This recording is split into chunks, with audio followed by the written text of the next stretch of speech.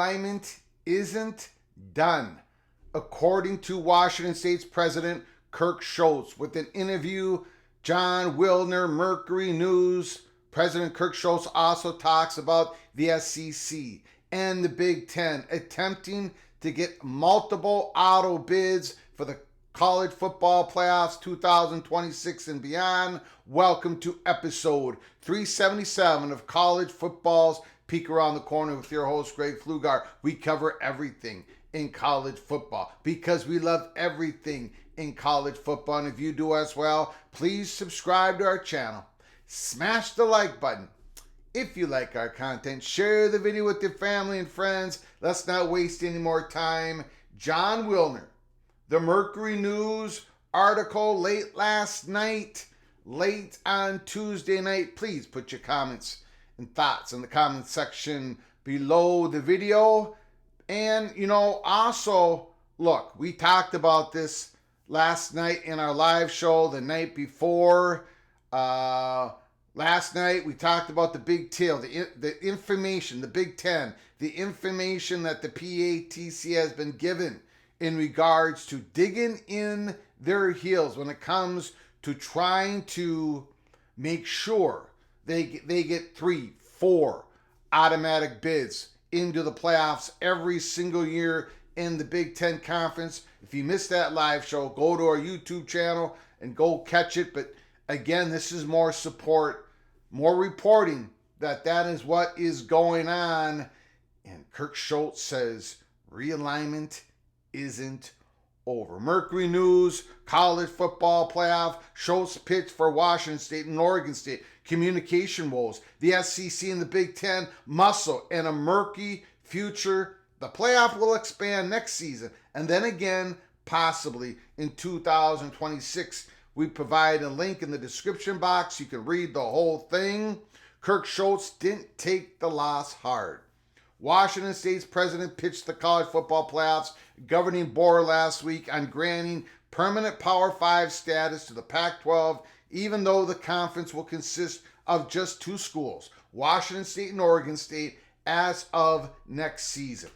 There wasn't a great deal of support, Schulz told the hotline. One of the reasons given was the future revenue model hasn't been determined yet.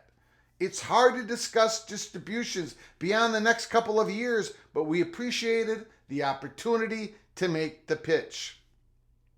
A member of the CFP board himself, Schulz did not seem frustrated by the tepid response from his peers. Nobody expected a two-team conference to be given the same status as the four massive leagues that will sprout next fall. But when the topic turned to the CFP's broader direction, Schulz seemed ready to sound an alarm.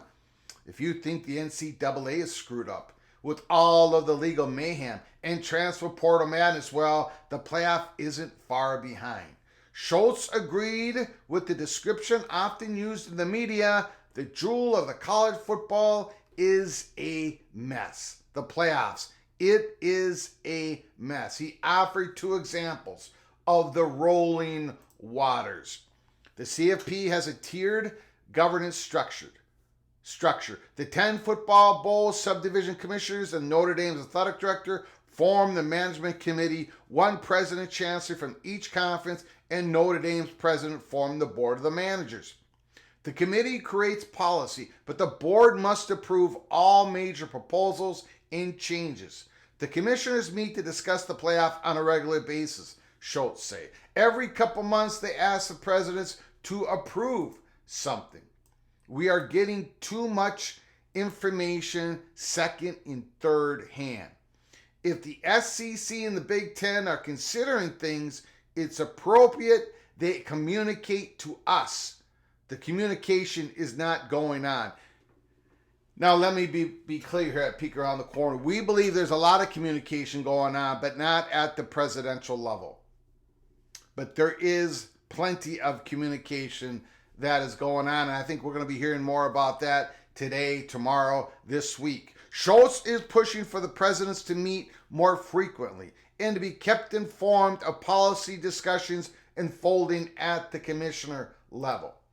during a CFP board meeting last week. In fact, a president from one of the Group of Five conferences reminded the board the playoff expansion from 4 to 12 teams had previously stalled as the commissioners squabbled. It wasn't until the president swooped in and resolved the outstanding issues. Mississippi State's Mark Keenum led the process that the 12-team format was formally approved in the fall of 2022. The 12-team, 4-round playoff format approved 18 months ago will be the law of the land in college football for the 24-25 seasons. 5 automatic bids for conference champions and 7 at-large berths. Opening round byes for the 4 highest-ranked conference champions. Home games in the opening round for the number 5 through 8 seeds. Quarterfinals and semifinals hosted by the New Year's Six Bowls on a rotating basis. But starting with 2026, there is no playoff, no format, no governance structure, no revenue distribution plan, no media contract. The expanded Big Ten and SEC, which will claim 12 of the 15 biggest brands in the sport next season. All the heavyweights except Notre Dame, Clemson, and Florida State are pushing for an outsized role in the next iteration of the playoff. They want more money, more automatic bids, and more votes in the boardroom and the conferences, the other conferences that are not named the Big Ten and the SEC are powerless to stop them. The leagues have become tiered, Schultz said.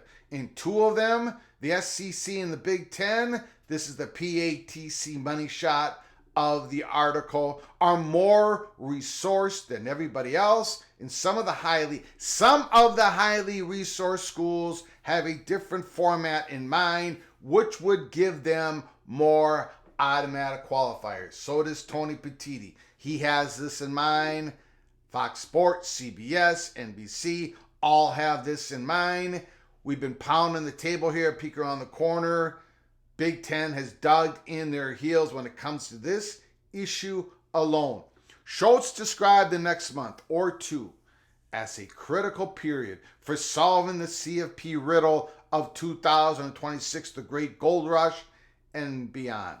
After existing for a decade as a 4-team invitational, the CFP could maintain the 12-team format for just 2 seasons before expanding again. There's support within the management committee for 14 teams once the next cycle begins in 2026. But any change in size would pale in significance compared to a change in access, in playoff access. If the Big Ten and the SEC each secure 3 or 4 automatic bids, their influence over the sport, already massive, would grow exponentially. Meanwhile, the Pac-2 schools are trying to remain as relevant and flexible as possible. Several presidents are committed to Washington State and Oregon State being an integrated part of the CFP conversations going forward, Schultz says. But what does that really mean? The situation could change. And here is the second PATC money shot of the article. There is a profound sense of regret about the situation we're in.